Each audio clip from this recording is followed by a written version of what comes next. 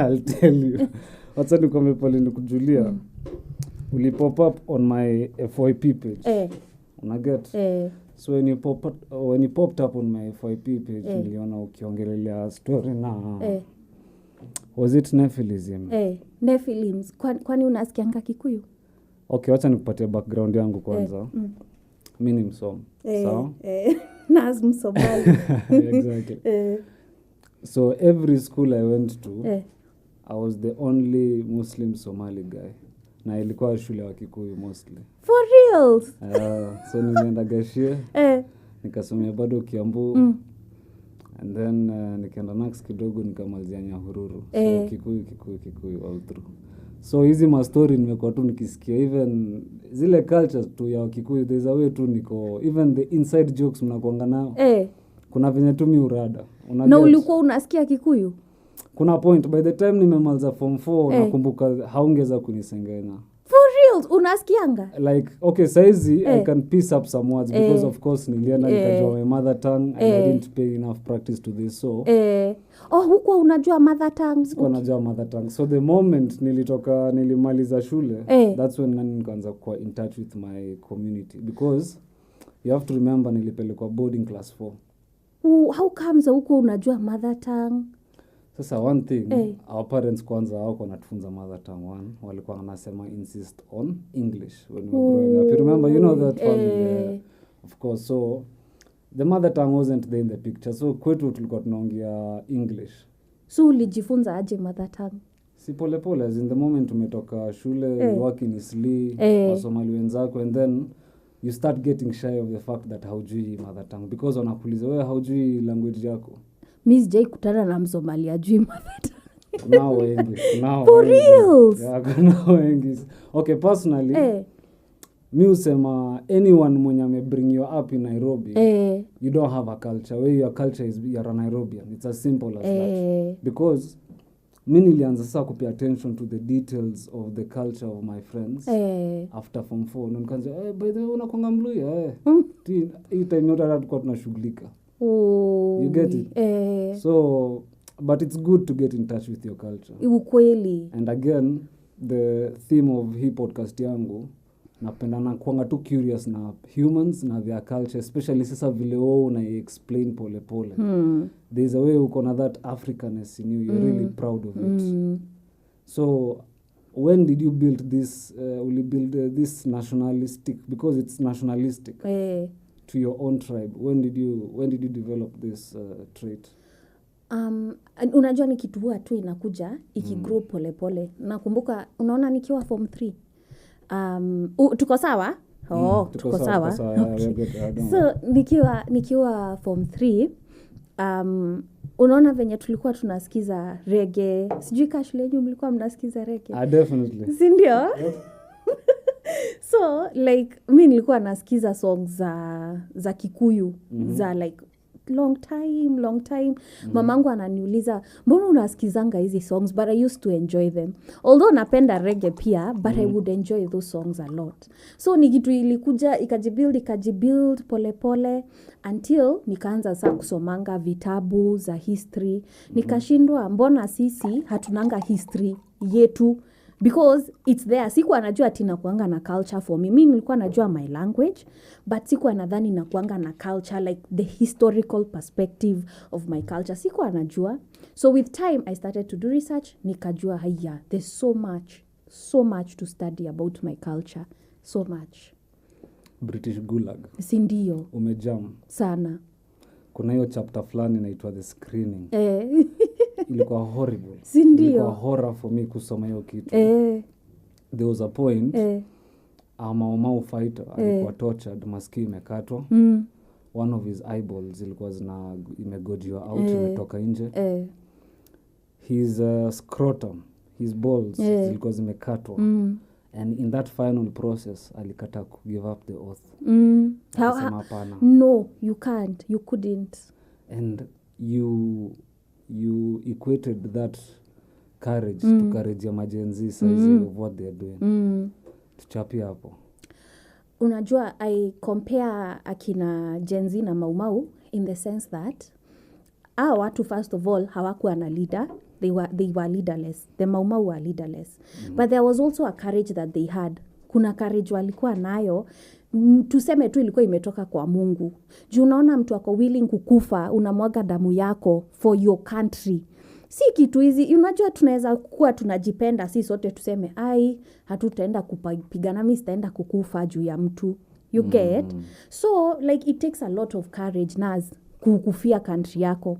So, when I look at how even some Gen Zs have died because of this country, unaona hawakuwa wanaogopa kukufa.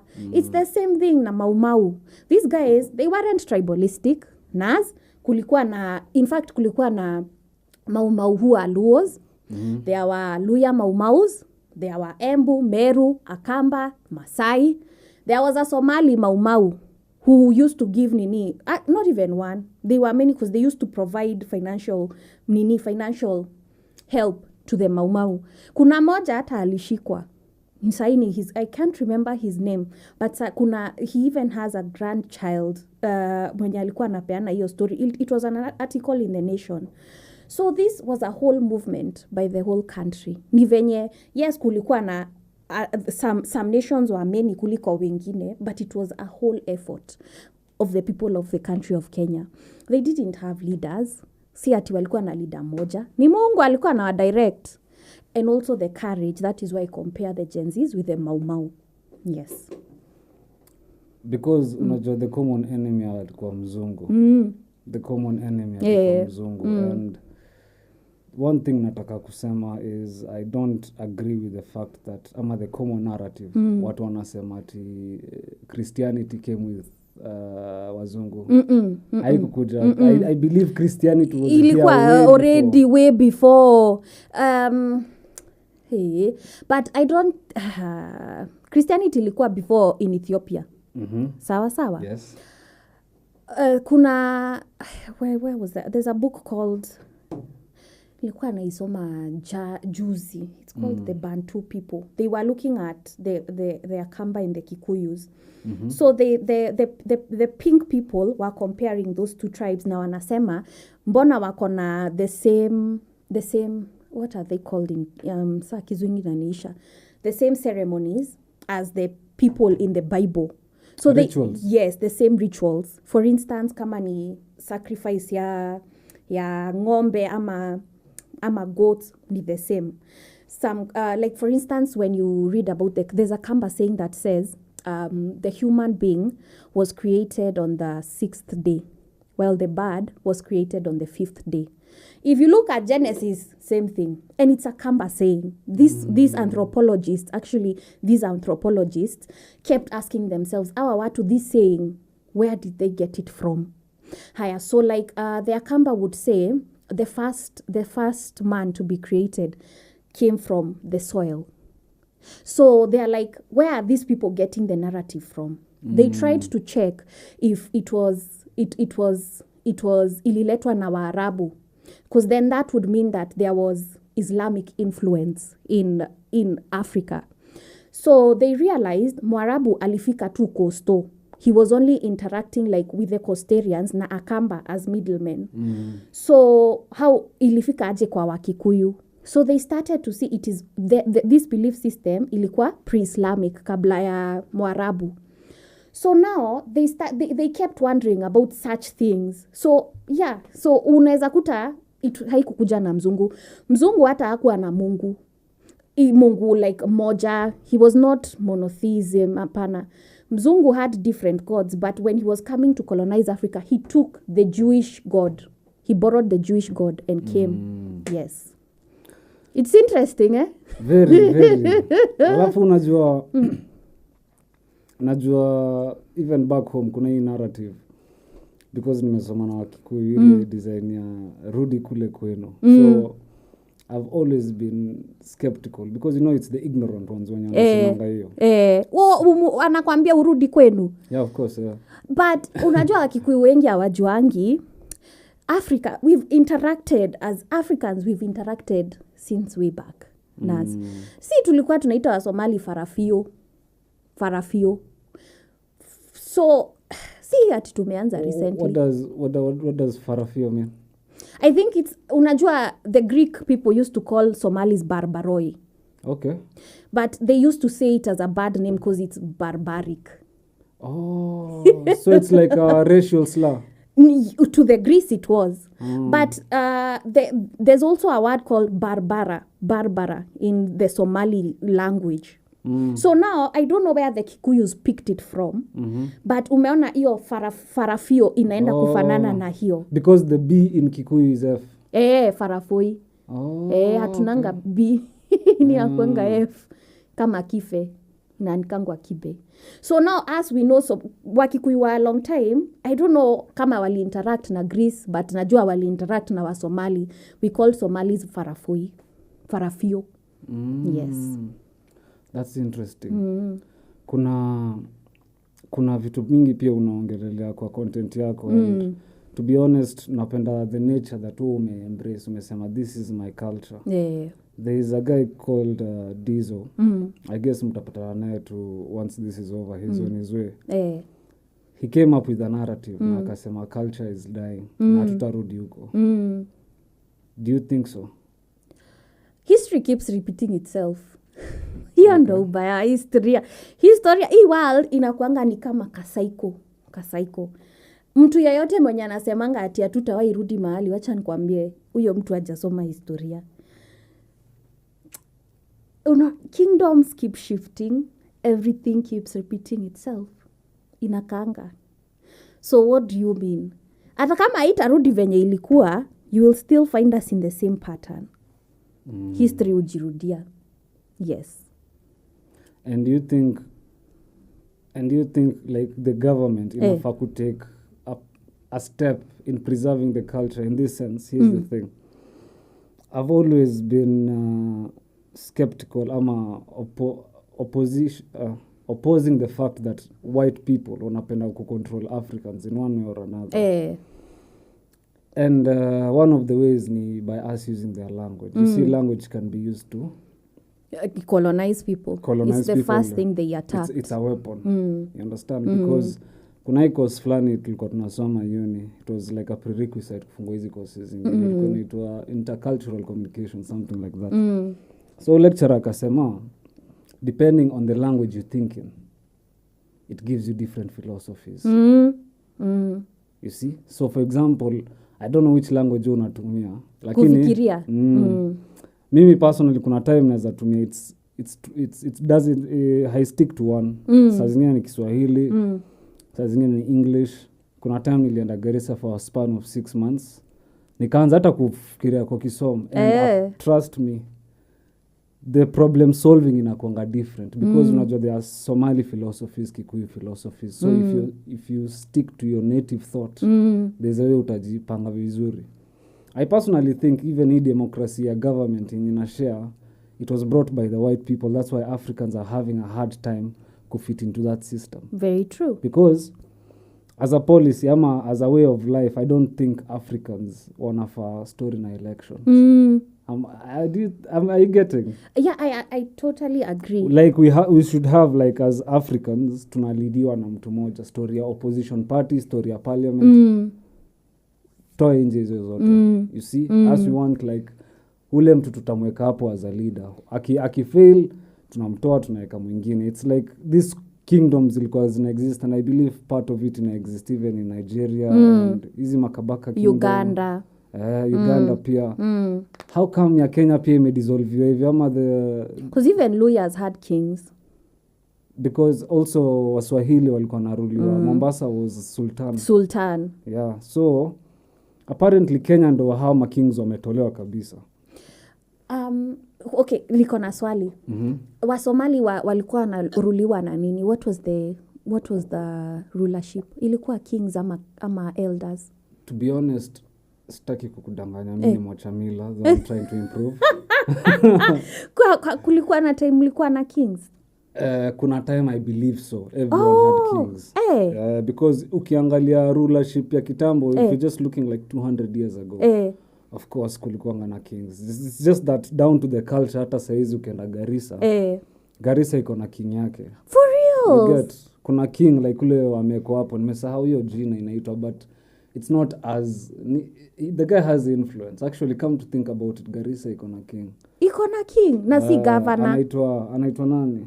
Si governor, anaitwa something deko. Something deko. I hope I'm not butchering. Okay, siko sure, but now you have triggered a memory. Yes, Garissa. Is he like a king of a clan or? Yeah, king of a clan. They are the then clan, yes. There is a clan yetu. Oh. And are your clans patriarchal or matriarchal? The name, is it for a man or a woman? The clan name? I really don't know. Hizo details. But mnajuanga clans zenu. Yeah, kuna different clans, kuna Ogaden, kuna Majerten. There are different sects yani. Mimi naweza taka like kujua like how venye inakuwa. Kuna there's another session nataka kupanga. You have to come on board and there's another person sasa Somali mwenye akona sasa hiyo knowledge. Si ndio? Mimi to be honest I'm a Nairobi guy. Mimi watch Mila, I'm trying to do my best though. Like because you know what the reason why I'm asking, because I'd like to see what brings the war in Somalia. The war in Somalia is majorly sponsored by the West. That one you can guarantee. Yes, I agree. Kabisa, I agree. Even the one in Sudan, but also unaona ni lazima, what did they use? Like, of course, ni ile design, ni opposition either way. Ni the same way the tribes wanakuja wanafandi, wanachocha, wanachocha. And do you know these instigations iko na signature? Yeah. Do you know where they come from? They come from the Zionists. The Jews. No, the fake Jews. The fake Jews. They are fake. So those Zionists are the reason. How is Israel, a country that is 70 years old, the number one exporter of diamond? Na haina diamond mine.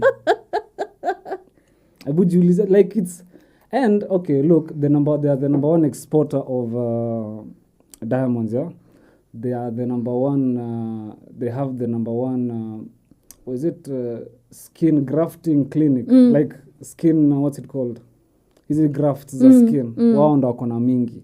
Organs wao ndo wana export mingi. So you're wondering, and people too, and there's a reason mbona wako protected in a certain way, na kila politics iko shifted in that way. And this unajua watu wanakuanga wazungu. They are not even Jews. They are fake Jews, but I feel like kuna time itafika. They are Europeans actually. Yeah, they are Europeans. They are not Semites. They are not, and they'll never be. I don't know how that, you know, it's funny how you can change. How do you take up a false identity like that? How do you make, unajua kutake up like we kuchukua identity ya mwenyewe? It's not easy, but this guy is a whole multitude of. Do you know how that happened? You know of the Rothschilds? Yes, they are so rich. So let me tell you, Rothschilds are the ones who created the state of Israel. Yeah. But unajua history ya Rothschilds hebu niambia, tell me. The Jews kitambo walikuwa refugees everywhere. Every corner of the world. Si ati tu everywhere. Even in Palestine, vile waliambiwa na Mungu, the only way you can reach that promised land is if you go and fight wale watu walikuwa pale, of which wao walisemazia we are not fighting them, and they left. Now wakaambiwa mtabaki hivyo. So fast forward, walikuwa washanza, the reason why they own a lot of things is based on their culture, their religious culture. Jews, what they believe that it's a duty for you to teach your son how to make money. It's a duty. Like, usitoke kwa hii dunia kama hujacha mtoto wako fend for himself. And that is financial business one. That's Jews, why Jesus was working under his dad. Yes. Yeshua was working under his dad as a carpenter. Yes. But do you know you've made a point that iko kwa Biblia, Zephaniah 3 verse 10. Okay. Umesema they were scattered everywhere. They were scattered every corner of the world. They are still scattered. Continue. So number 2, you as a Jew kiko na biashara, and I see that way biashara yako ni kama improve, I have an obligation kukuja kukuambia hii biashara yako iko hivi. Unaget, this is where you make improvement. Not only that, I am obligated to go bring my other Jew friends kukuja kwa biashara yako. Unaget? Ndio sasa si tukupromote you as a fellow Jew. Guy. You understand? Yani not only are we making improvements to your business, tunakuletea clients, na wewe pia unafaa inaitwaje kurudisha that same energy to another business. So utaona most of the times Jews wakitaka kwenda kubuy gari afelo juu ni lazima akue hapo. Wataenda kwa shule nani afelo juu afelo Politics is the same. That's why they have funded a lot of ukiangalia US Congress imefundiwa na IPAC. IPAC yote wanapushingi agenda ya Israel. The Zionist movement. Exactly. So walianzianga kitambo, they were scattered everywhere na walikuwa naishi in trenches. So what they were known for is loaning money. Unaget? So walikuwa wanaenda wanaloan watu ordinary do. At the end of the month hawa watu walikuwa nakuja wanachukua na interest. And then keep in mind, Jews cannot take interest from it's another. Refused.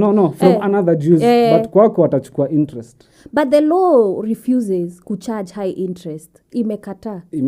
So it is among themselves, but kwa wengine wana charge. Yes, kwa wengine wana charge. But hata kwa wengine wana charge, there's a specific limit of fee kuenda juu yake. Okay. But Zionists don't care anyway. You get? They don't. I don't even think those people... So it's complicated. Najua utajam. So walianza polepole, walianza huko kwa maghetto za Europe nini wakaanza sasa ku climb up the chains. Unaget? To a point that walikuwa na fund countries wars walikuwa like hii IMF unaona Rothschilds wako nyuma yake, there's a whole bank when they own the World Bank hawa watu. Exactly. So unaweza pata ile design ya the fact that unaweza pata mpaka even our national parks Kenya ni wao, they are owned by the royal government huko UK.